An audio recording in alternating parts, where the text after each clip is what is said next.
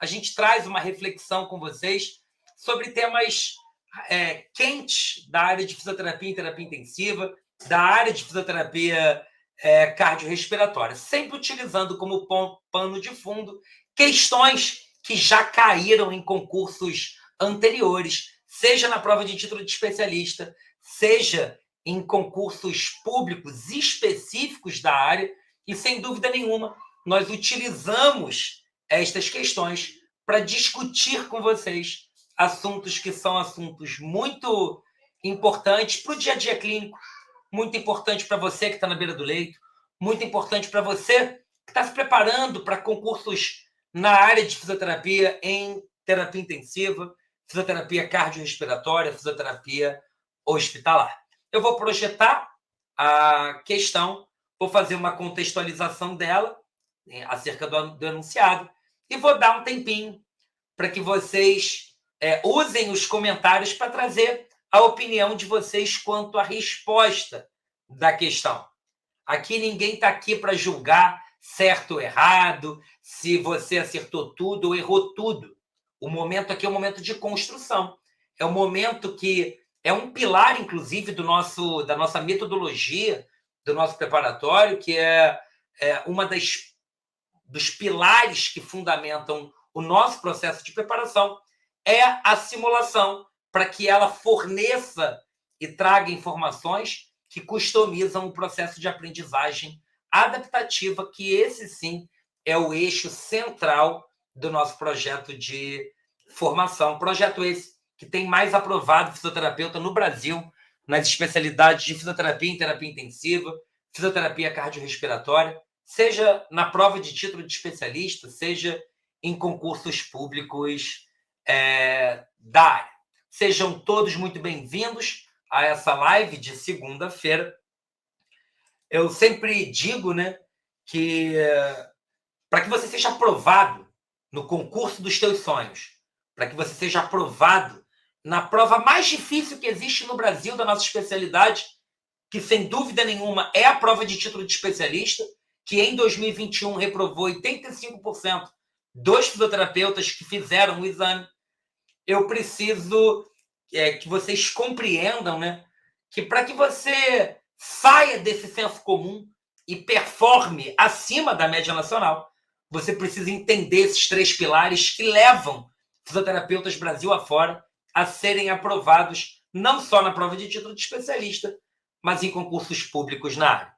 Eu preciso que vocês entendam que a assertividade, que é direcionar o estudo com bastante inteligência e estratégia, para que você estude aquilo que de fato está sendo cobrado naquele exame.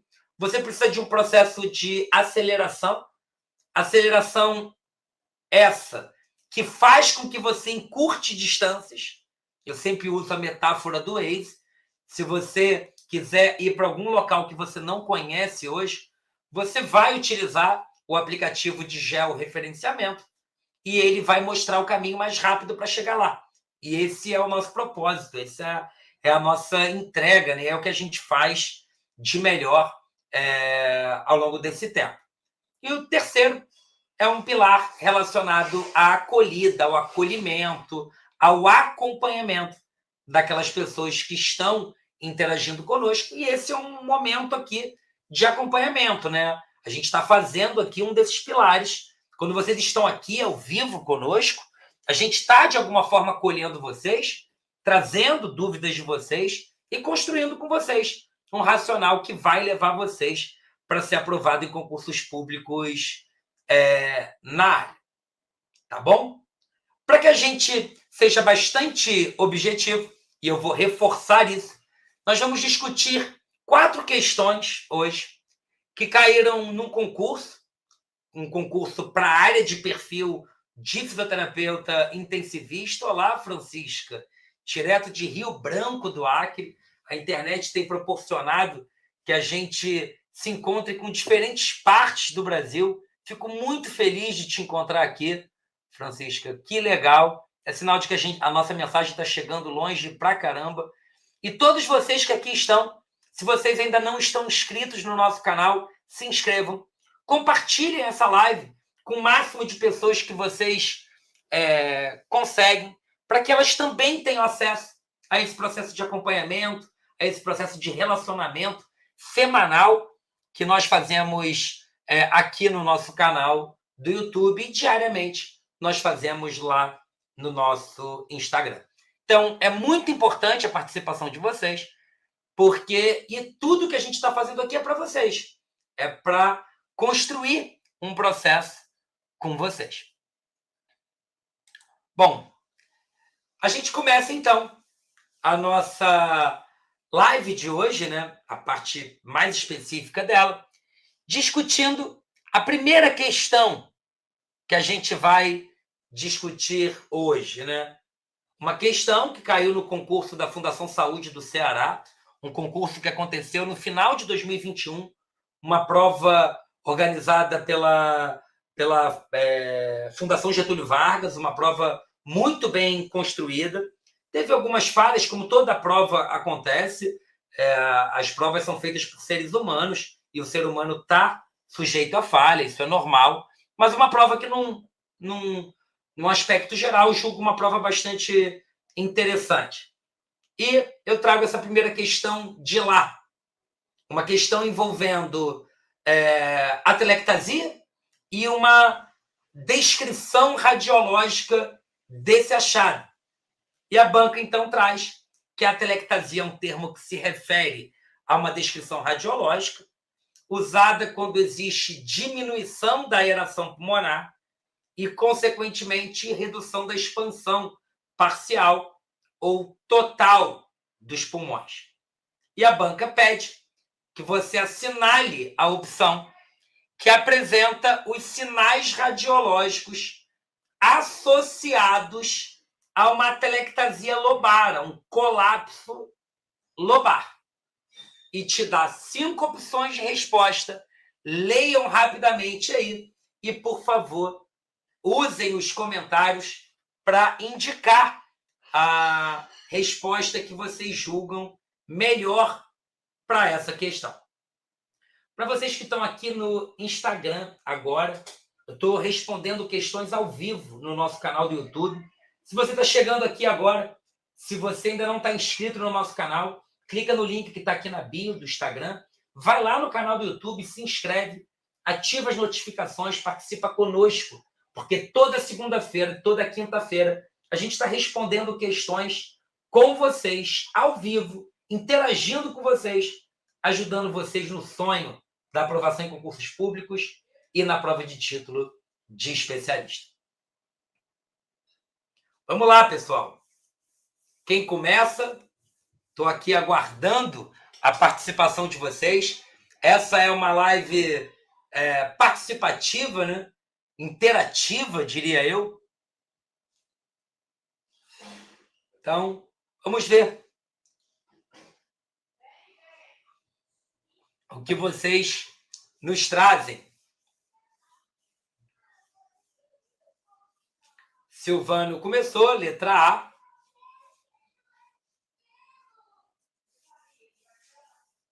Quero ouvir outras opiniões. É sempre bom essa participação com vocês, que é muito rica e certamente garante a vocês um processo de construção, né? E é por isso que vocês estão aqui hoje. Se vocês estão aqui, é porque isso representa um processo de construção para vocês e, sem dúvida nenhuma, vocês estão aqui para agregar valor à formação de vocês, para discutir pontos que são pontos relevantes e aparar arestas que eventualmente existem. O pessoal está indicando aí letra A. E eu vou fazer rapidamente um contexto, né? A atelectasia, ela é um colapso de unidades alveolares e, dependendo dessa quantidade de unidades alveolares colapsadas, eu tenho maior ou menor repercussão clínica. A atelectasia, pelo próprio princípio da interdependência alveolar, princípio lá da base fisiológica, né? Quando eu tenho colapso de uma região, eu tenho todo o tracionamento daqueles alvéolos que estão ao lado. Por isso que grandes atelectasias deslocam para o mesmo lado, homolateralmente, o mediastino, em grandes atelectasias. Por isso que elevam a cúpula diafragmática e por isso que o gabarito dessa questão, vocês estão assertivos, é a letra A. Na atelectasia, eu tenho colapso de unidades alveolares, as áreas ao redor da área de colapso também ficam menos aeradas, os alvéolos, por conta de um tracionamento, eles expandem menos, a capacidade residual funcional reduz, consequentemente, eu não estiro o alvéolo em plenitude, diminuo assim a liberação de surfactante para o espaço alveolar, as tensões superficiais progressivamente aumentam nessa região borderline da região da atelectasia, e por isso as atelectasias elas evoluem, né? Às vezes o indivíduo com uma atelectasia pequena, com o passar do tempo eu vou consolidando áreas cada vez maiores, até que todo aquele pulmão fica com uma grande atelectasia. Ao contrário do que as pessoas acreditam, a atelectasia não tem como principal causa a obstrução por secreção. Claro que isso é uma causa, mas não é a principal causa. Existem diversas condições que vão de paralisia muscular, deslocamento cranial do diafragma pós-bloqueio anestésico, dor, derrame pleural que gera atelectasia compressiva. Existem várias causas que podem levar o doente à atelectasia. O acúmulo de secreção é uma delas, mas não é a maior causa, ao contrário do que muita gente acredita. Ok? Na atelectasia, eu tenho área de hipotransparência. Hipotransparência significa que é menos transparente. Se é menos transparente, a imagem radiológica fica branca. Significa que o ar está encontrando ali um acúmulo de tecido, consequentemente a refração é maior. Isso gera uma menor revelação do filme, por isso que a imagem fica com essa característica de mais esbranquiçada, né? E a gente chama isso, da descrição radiológica, de hipotransparência. Eu tenho deslocamento do mediastino nas grandes atelectasias homolateralmente. Eu tenho elevação da cúpula diafragmática do mesmo lado. Como eu tenho colapso alveolar, esses alvéolos, quando colabam, eles também tracionam os vasos sanguíneos que estão justa-alveolares e, consequentemente, geram sobreposição de vasos, e isso, então, não resta dúvida nenhuma de que o gabarito dessa questão é a letra A. Só para que a gente contextualize as outras, na letra B, ele diz área de hipertransparência. De jeito nenhum. Hipertransparência significa aquele raio-x pretão. Parece um raio-x muito penetrado. Isso é muito comum no pneumotórax, é muito comum no paciente com DPOC e aumento dos volumes e capacidades pulmonares, no doente com asma, principalmente no doente com asma em crise asmática, que evolui com uma hipertransparência, porque eu tenho aprisionamento aéreo e, consequentemente, isso revela essa característica radiológica, que é exatamente o contrário do que a gente tem na atelectasia. Na letra C, aumento da densidade do lobo colapsado, ok? Horizontalização das costelas, isso também acontece em grandes atelectasias, mas desvio do mediastino contralateral, isso não é característica da atelectasia, isso é característica do grande derrame pleural, que empurra contralateralmente o mediastino.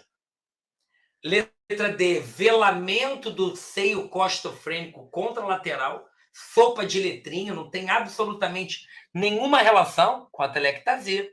E letra E, velamento do seio costofrênico, isso é comum no derrame pleural, mas não é o achado da telectasia, né? Até porque a telectasia não é um problema pleural, ela pode ser consequência de um derrame pleural, mas ela não é uma situação clínica que acontece nas pleuras especificamente, e não há sustentação fisiológica para justificar um velamento do seio, né? Claro, se você tem uma telectasia na base pulmonar, você pode ter aquela imagem de hipotransparência que esconde um pouco o seio, mas isso não é a descrição radiológica usual que nós usamos para descrever a telectasia. Tá bom? Além disso, não há um desvio contralateral do mediastino e, consequentemente, essa alternativa também está errada. Resposta correta, letra A.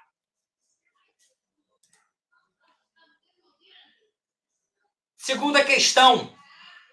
Uma questão envolvendo complicações pós-operatórias das cirurgias torácicas. E isso é algo muito comum, sem dúvida nenhuma. A atuação do fisioterapeuta no contexto hospitalar, no contexto de fisioterapia em terapia intensiva, ele passa e muito pelo manuseio dessas complicações respiratórias, que são complicações muito comuns de acontecerem em cirurgias torácicas e cirurgias abdominais, independente de condições pré-operatórias, embora existam fatores de risco que aumentam a incidência dessas complicações, elas dependem do próprio ato anestésico, da incisão cirúrgica, da manipulação tecidual, e isso contribui para uma incidência muito alta dessas complicações. A lesão do nervo frênico tem emergência bilateralmente junto do plexo braquial. O nervo frênico é um nervo misto, né, sensitivo e motor, que tem a sua origem medular do terceiro ao quinto segmento medular e que bilateralmente inervam o diafragma. Ok? O nervo frênico, uma vez lesionado, eles podem gerar complicações respiratórias importantes. E isso acontece na cirurgia torácica. E aí a banca pergunta, sabendo que isso acontece, né? Com base no que está descrito no enunciado da questão. Você, fisioterapeuta, deve suspeitar de paralisia diafragmática nos seguintes casos. E a banca traz ali 5 opções de resposta. Eu vou ampliar um pouco aqui, porque tinha ficado em cima aqui para vocês. Tá bom? Leiam as 5 opções, usem os comentários e já já nós vamos discutir essa questão, que foi uma questão que teve uma incidência de erro bastante grande nesse concurso da Fundação Saúde do Ceará.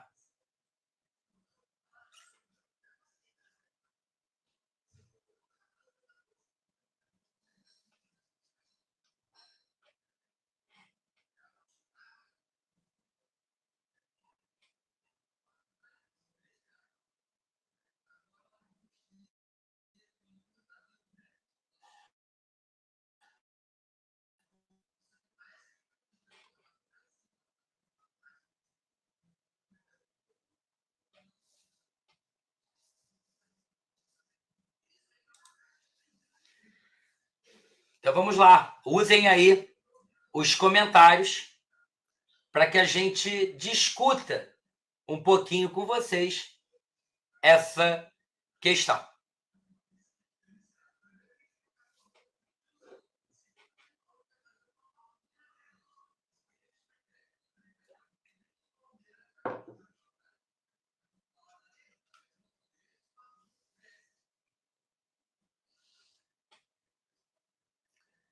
Marcela começou, letra C.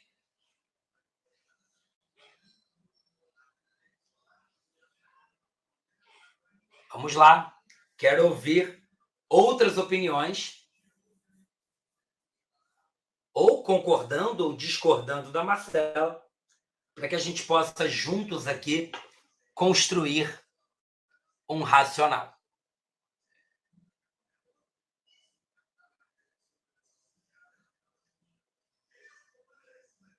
Silvano concordou com a Marcela, letra C. Larissa, letra C.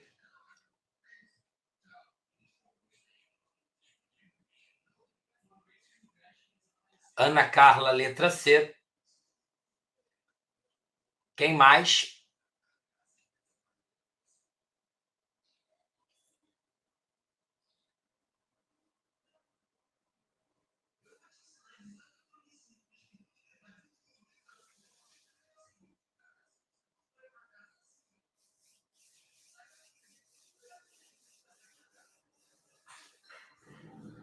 E aí, pessoal?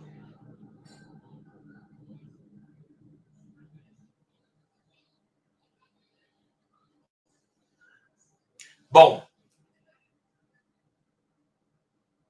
essa questão, o gabarito é letra D de dado. A letra C certamente é uma pegadinha bastante sutil e eu vou explicar para vocês. Vamos começar de cima para baixo. E antes disso, né? As cirurgias de tórax, principalmente aquelas que acontecem no andar superior do tórax, elas concorrem a risco de lesionar raízes frênicas. E uma vez que o nervo frênico está lesionado, eu tenho deslocamento dessa cúpula diafragmática para cima. Por quê? Porque se o nervo frênico está lesionado, se eu tenho uma axoniotimese, uma neurotimese, uma secção do nervo durante o ato cirúrgico, eu tenho paralisia daquele músculo. Paralisia do diafragma significa deslocamento cranial dele. Ele perdendo seu tônus, ele sobe.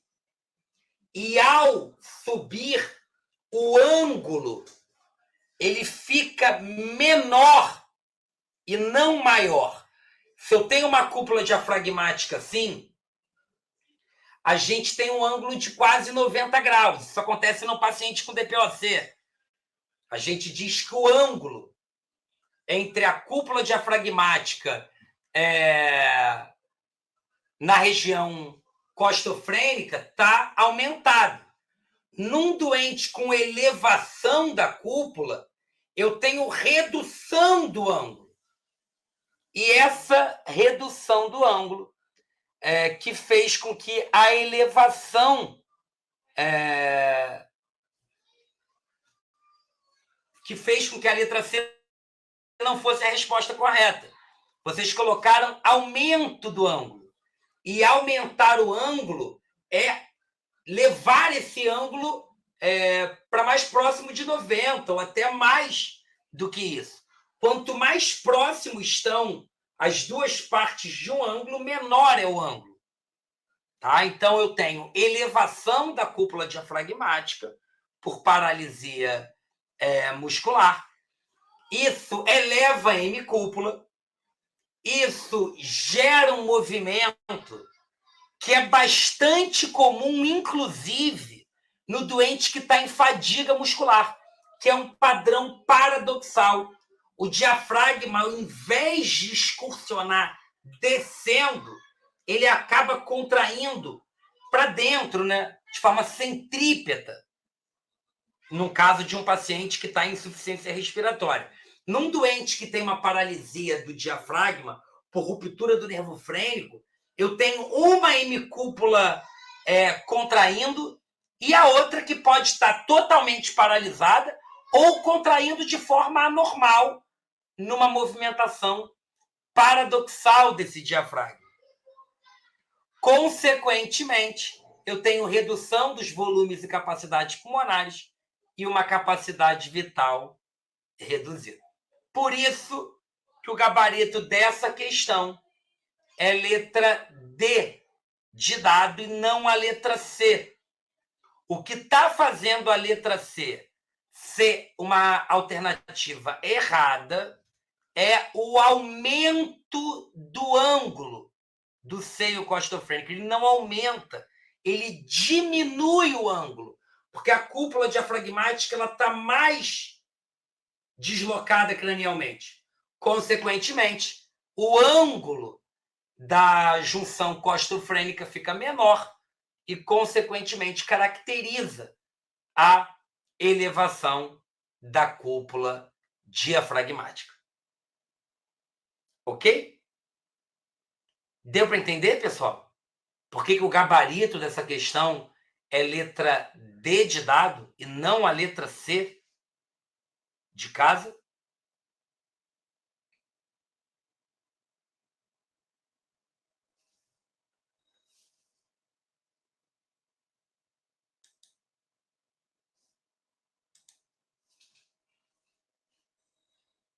Todo mundo entendeu por que o gabarito da questão é letra D e não a letra C?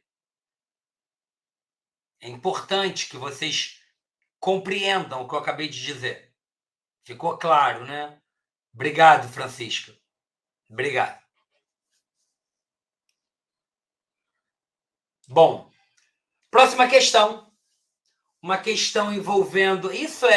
Esse tipo de questão que vocês estão vendo agora é presença garantida em 100% dos concursos que vocês fizerem para a área de fisioterapia cardiorrespiratória, terapia intensiva e hospitalar.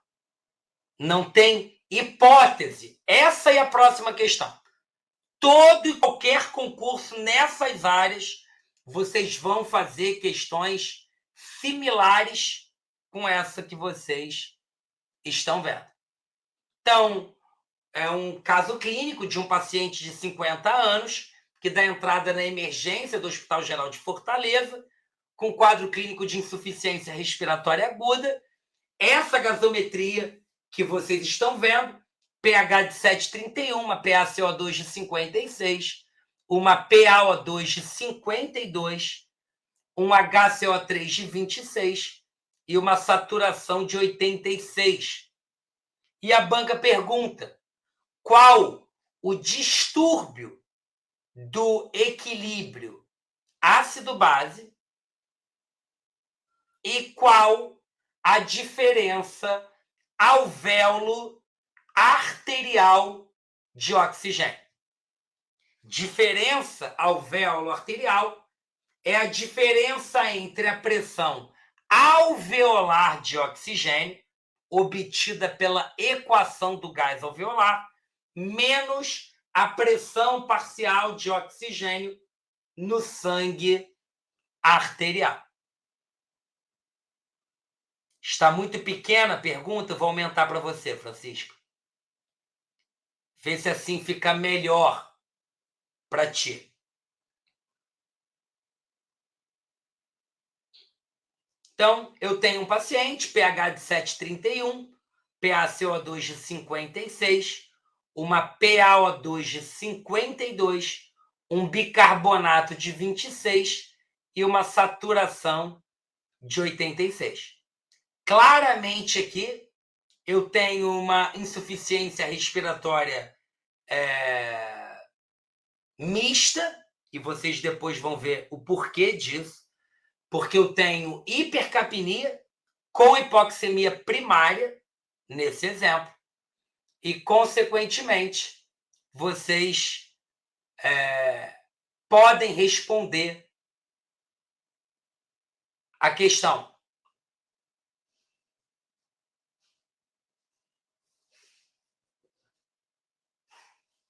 Qual o distúrbio ácido-base primário e qual a diferença alvéolo arterial de oxigênio?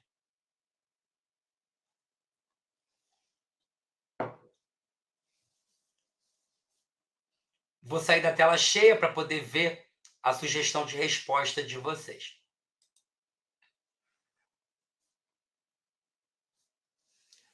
Francisca, você conseguiu ver melhor as opções de resposta?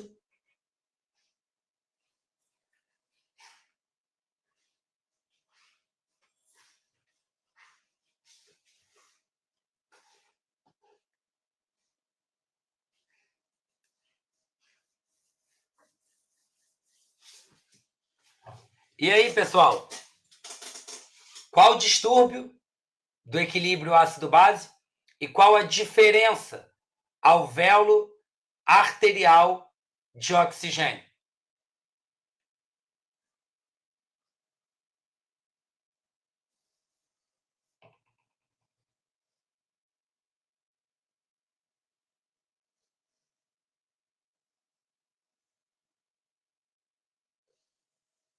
Elivelton, não sei o que você ia escrever. Cláudia trouxe, letra C.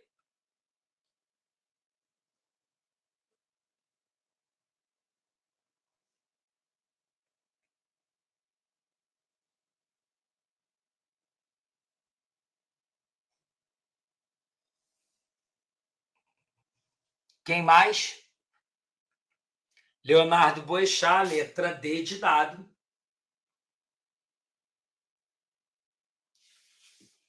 Essa questão eu vou digitar aqui nos comentários para que vocês entendam melhor, né? Claramente, o doente tem uma acidose respiratória, pH baixo, com CO2 alto.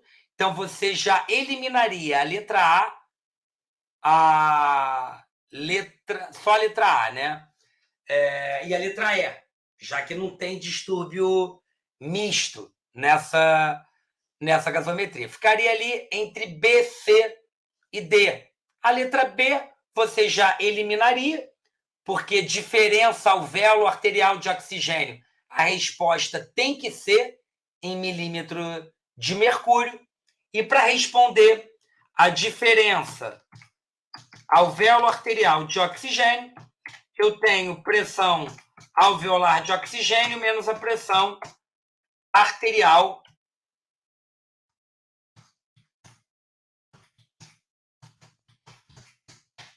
Estou escrevendo aqui nos comentários.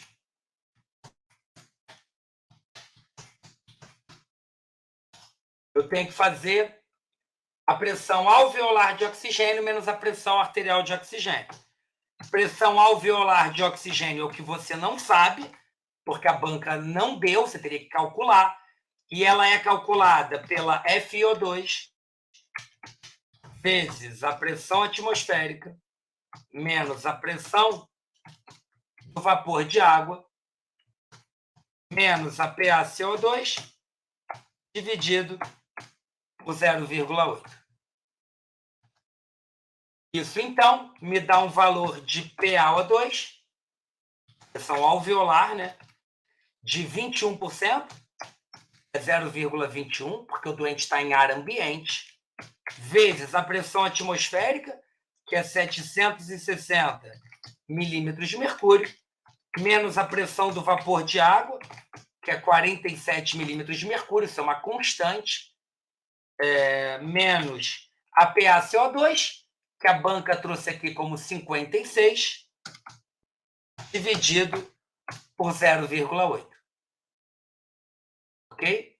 Quando você faz essa conta, você acha, deixa eu usar o auxílio da minha calculadora aqui, 56 dividido por 0,8 dá 70, 150 menos dá 80, Então, a pressão alveolar de oxigênio é de 80 milímetros de mercúrio. Logo, a diferença alvéolo arterial de oxigênio é 80 menos a PaO2 de 52, e isso dá um valor de 28 milímetros de mercúrio. Ok?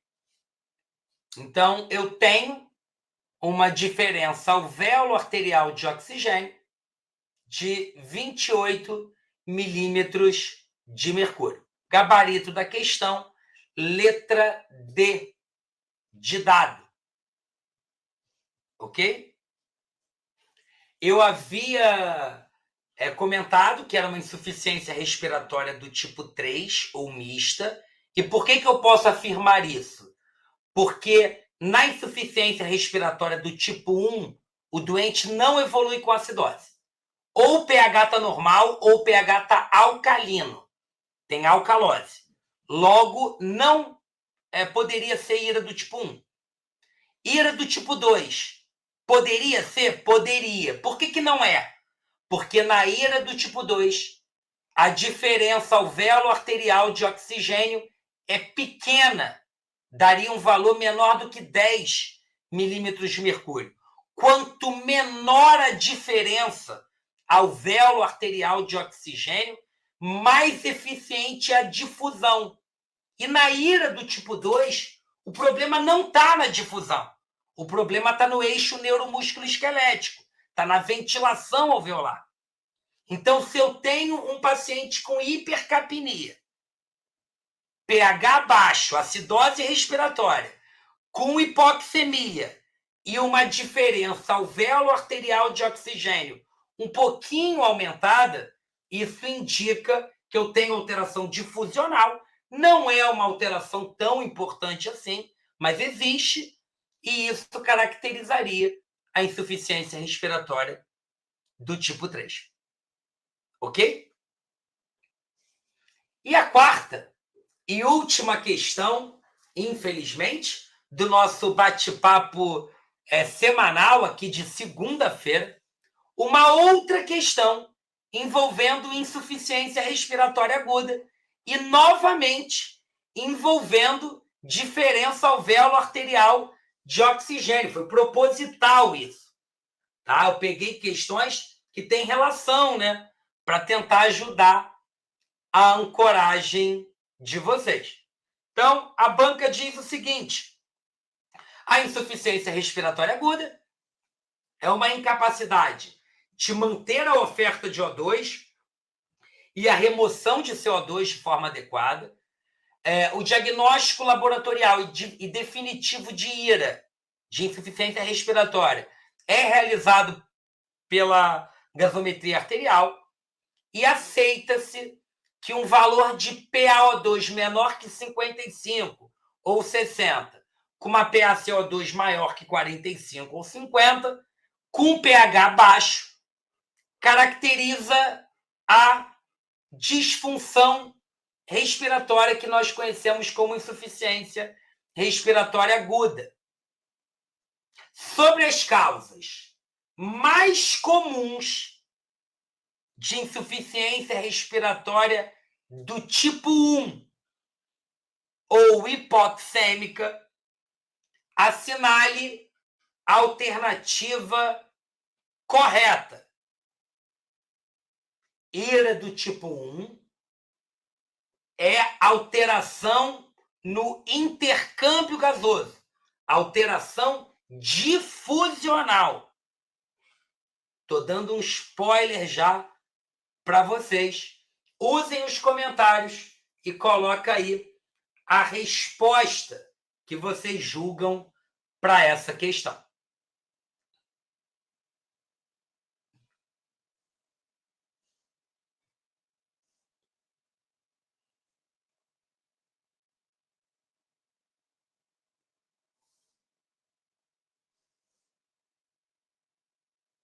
Vamos usar os comentários.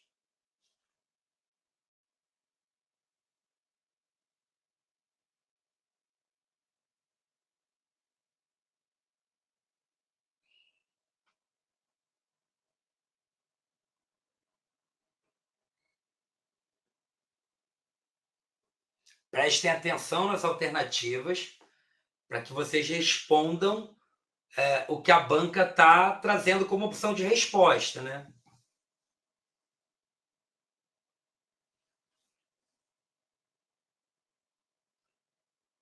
Então vamos lá, para que a gente faça junto, já que vocês ainda não se arriscaram aqui. Sobre as causas mais comuns de insuficiência respiratória do tipo 1 ou hipoxêmica. Se a ira é hipoxêmica, jamais seria com hipoventilação alveolar. Então você já descaracteriza a letra A. Letra A é característico da ira hipoventilatória, que é a ira do tipo 2.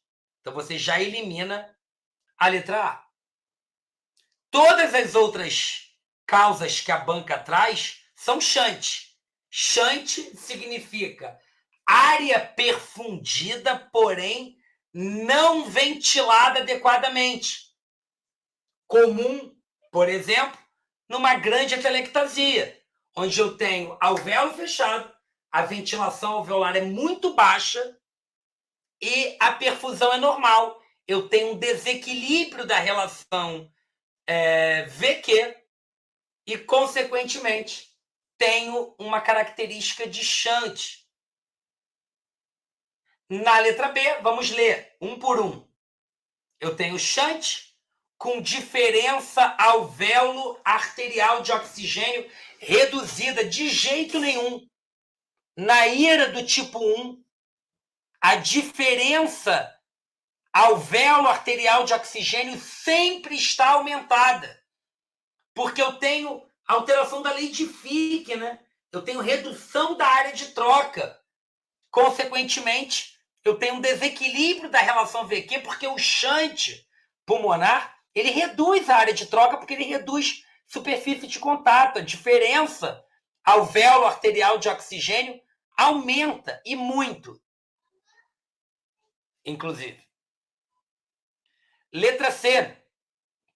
Shunt com diferença alvéolo arterial de oxigênio aumentada, está correta, e resposta mínima ao aumento da FO2.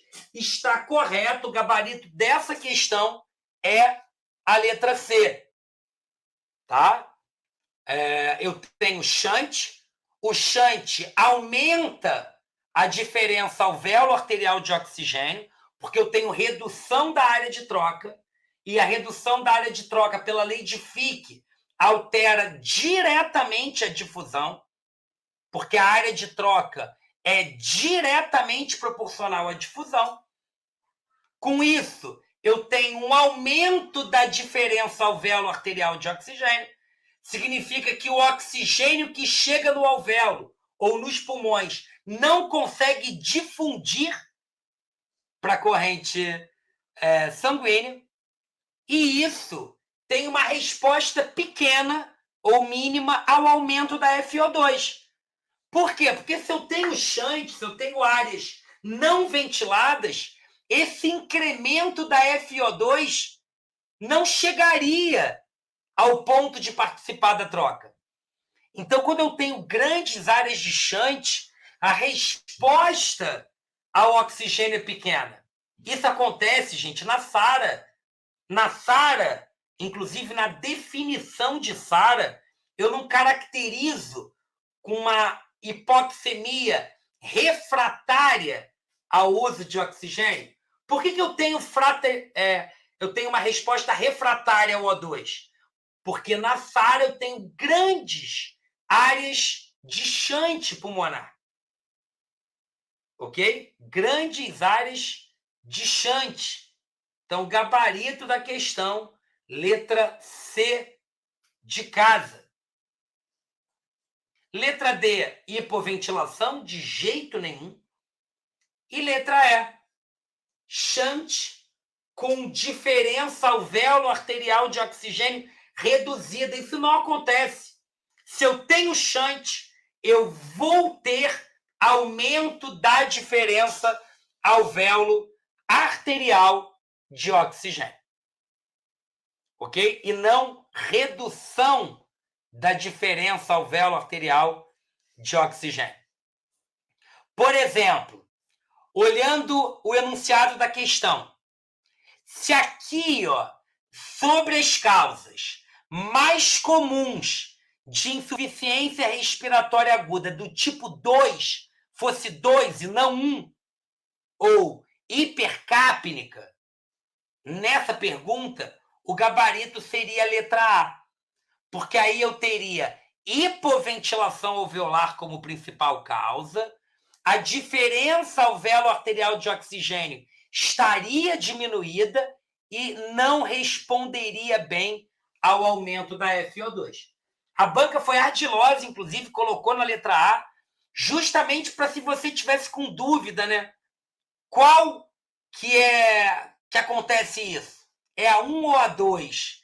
Às vezes, do candidato, na hora da prova, com dúvida, ele acaba indo na ânsia. E eu aproveito e deixo uma dica para vocês. Se vocês não tiverem certeza absoluta que a resposta é letra A, se vocês tiverem que chutar uma questão, não chute letra A. Normalmente, a letra A é a pegadinha. É a opção do senso comum, que a banca quer que você acredite que seja aquilo. Ok? E se você tiver em dúvida entre letra A e qualquer outra letra, marque qualquer outra letra. Ok? São dicas de quem está vivendo de concurso, vivendo isso há 20 anos. Então, siga que eu vou ajudar vocês. Ficou claro a explicação dessa questão, gente? Ficou claro para vocês?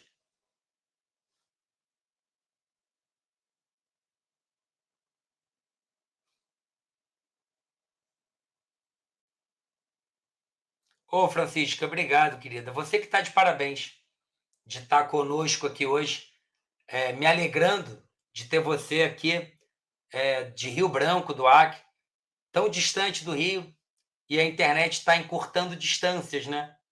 E fico muito feliz de te encontrar. Quero te encontrar toda segunda-feira e toda quinta-feira aqui, Francisco. Não só você, mas todos que estão aqui agora, nessa segunda-feira. Ok?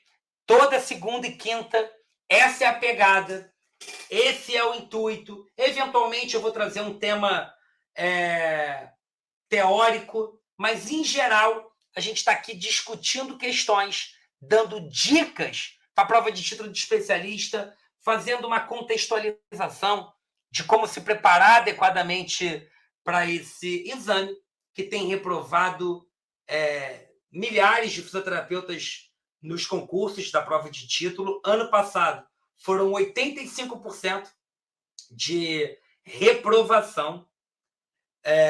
E sem dúvida nenhuma, vocês precisam de uma rotina bastante estabelecida para que vocês performem nesse exame. Ô, Alessandra, que nada.